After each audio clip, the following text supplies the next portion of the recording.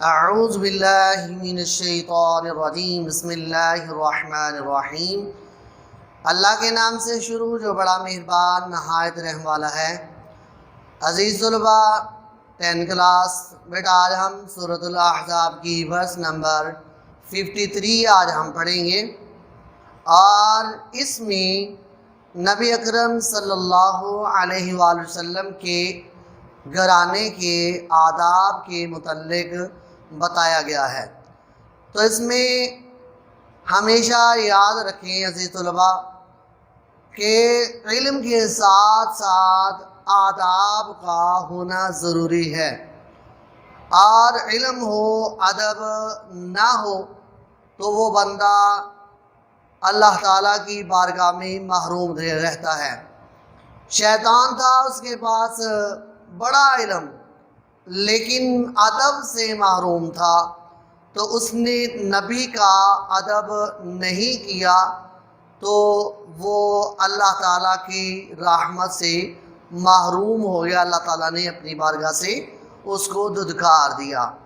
Lesson کی طرف چلتے ہیں۔ اللہ تعالیٰ نے ایمان والوں کو آداب کی تعلیم دیتے ہوئے فرمایا، یا ایھا الذین آمنو، اے ایمان والو، لا تدخلوا، تم داخل نہ ہو، بیوت النبی۔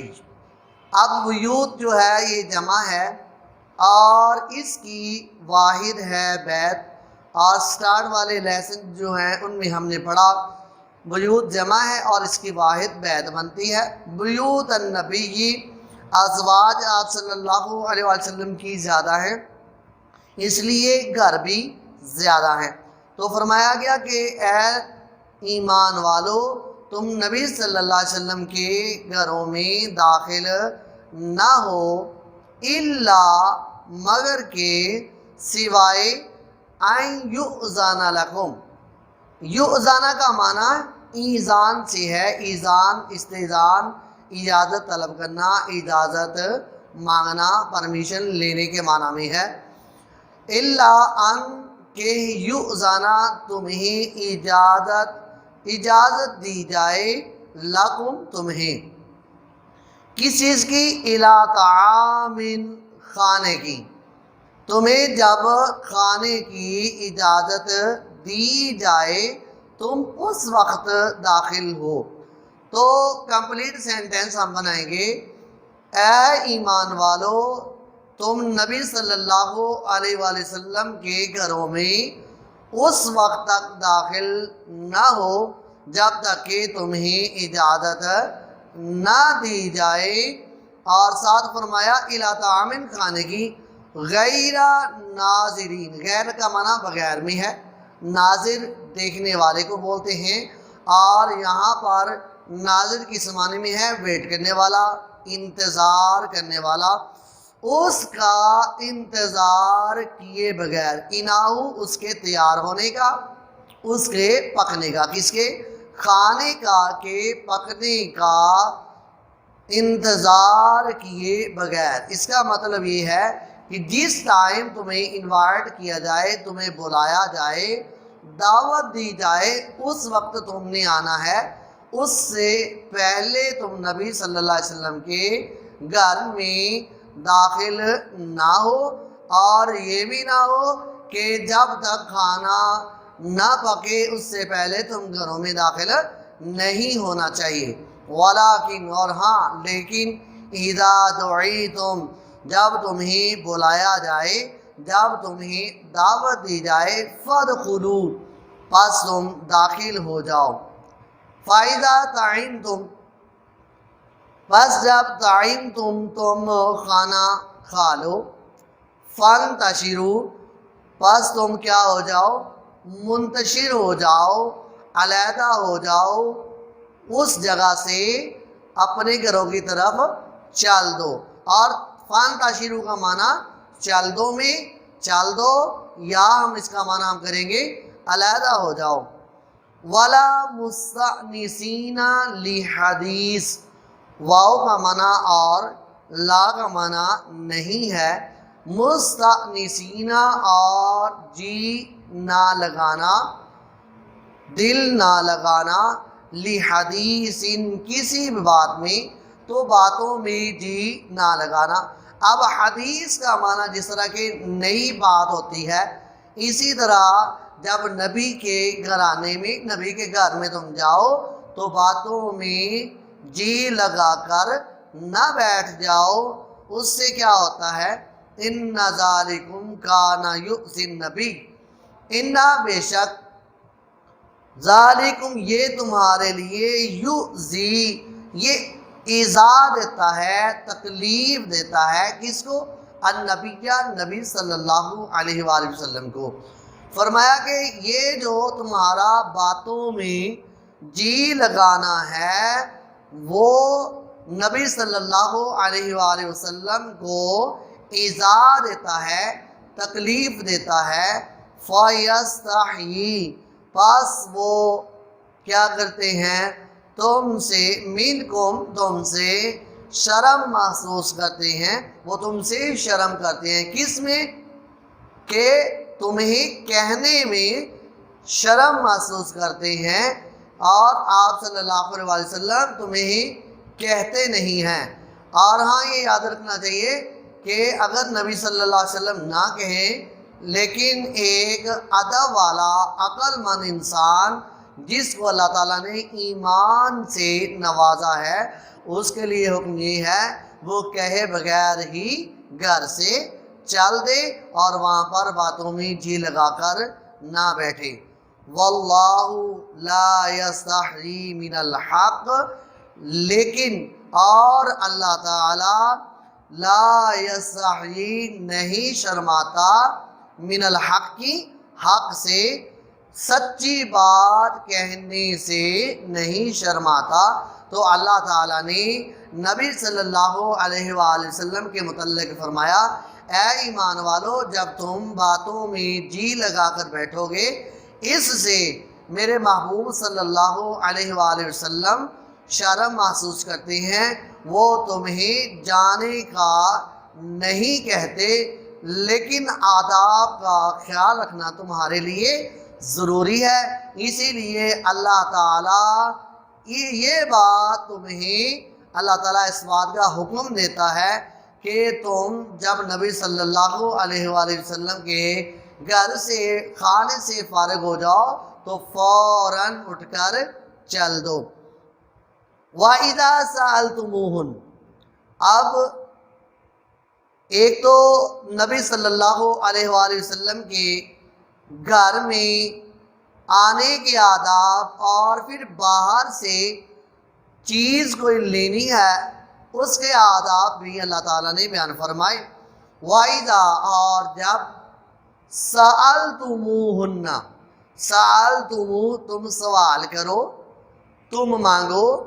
اب عزیز طلباء یہاں پر سوال کا معنی ہوتا ہے پوچھنا، اور جو باہر سے کوئی چیز لینے والا ہے، جو فقیر ہوتا ہے اس کو بھی سائل بولتے ہیں، وہ بھی سوال کرتا ہے۔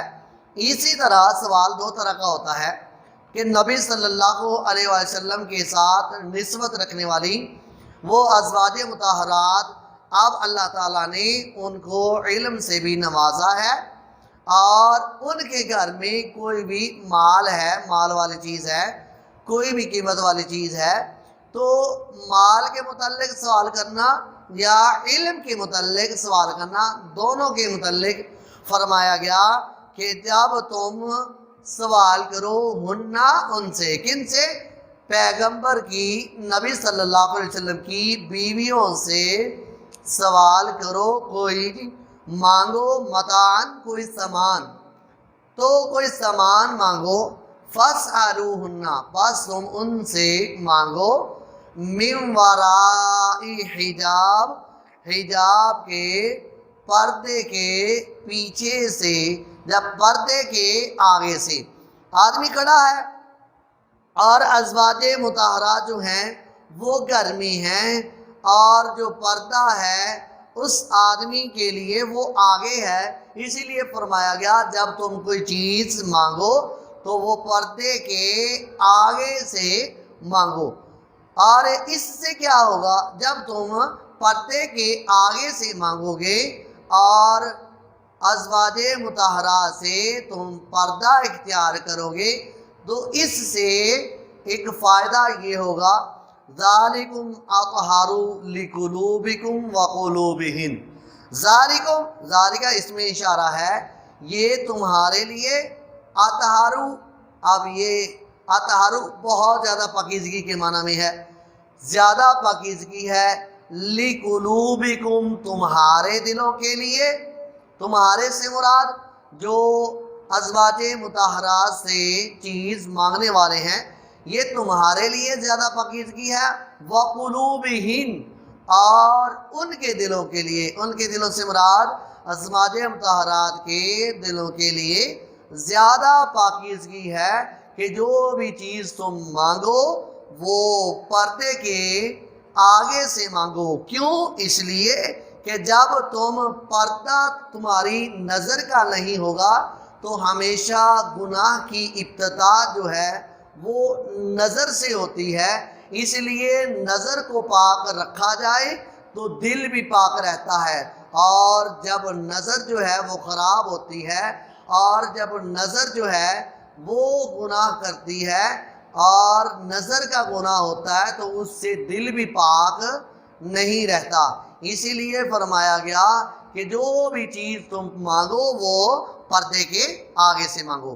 وَمَا كَانَ لَكُمْ أَن تُؤْذُوا رَسُولَ اللَّهِ، واو اور ما نہیں، کانا ہے، لکم تمہارے لیے، اور تمہارے لیے نہیں ہے، تم کو زیب نہیں دیتا، یہ بھی معنی ہم کر سکتے ہیں، تم کو زیب نہیں دیتا اور تمہاری یہ شان کے لائق نہیں ہے ان کہ تؤذو تم اذیت دو، تم تکلیف دو، کس کو؟ رسول اللہ، اللہ کے رسول صلی اللہ علیہ وآلہ وسلم کو، ولا ان تنکحوا ازواجہ من بعدہ ابدا، واو اور لا نہیں، ان کے تنکحوا تم نکاح کرو، اور نہ یہ کہ تم نکاح کرو ازواجہ ان کی ازواج سے، کن کی ازواج سے؟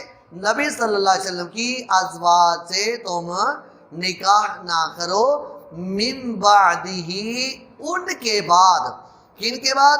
نبی صلی اللہ علیہ وآلہ وسلم کی حیات طیبہ کے بعد، ظاہری حیات کے بعد ان سے تم نکاح نہ کرو، ابداً کبھی بھی نکاح نہ کرو۔ اس کی ریزن کیا ہے؟ وجہ کیا ہے؟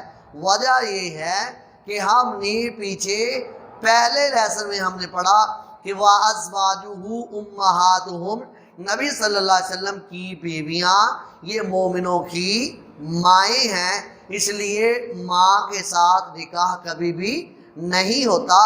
اور اب یہ ہمارے مائنڈ میں یہ کویسچن آ سکتا ہے کہ وہ تو اللہ تعالیٰ نے فرمایا وہ ہماری روحانی مائیں ہیں، تو یہاں پر جو نص قطعی ہے، جو چیز نص قطعی سے جو دلیل ہمیں ملے، جو اللہ کی طرف سے حکم ہو، اس میں کسی قسم کی چونچرا نہیں ہو سکتی۔ اس لیے جب اللہ تعالیٰ نے ایک چیز کا آرڈر ہمیں دے دیا کہ ان کی حیات طیبہ کے بعد، ان کے بعد کبھی بھی ان کی بیویوں سے ان کے بعد نکاح نہ کرو، ان ذالکم کان عند اللہ عظیما، بے شک ذالکم یہ سے مراد یہ جو کام ہے، یہ جو گناہ، یہ نکاح کرنا کانا ہے عند اللہ اللہ تعالیٰ کے نزدیک، عظیماً بہت بڑا، آگے ہم لکھیں گے بریکٹ میں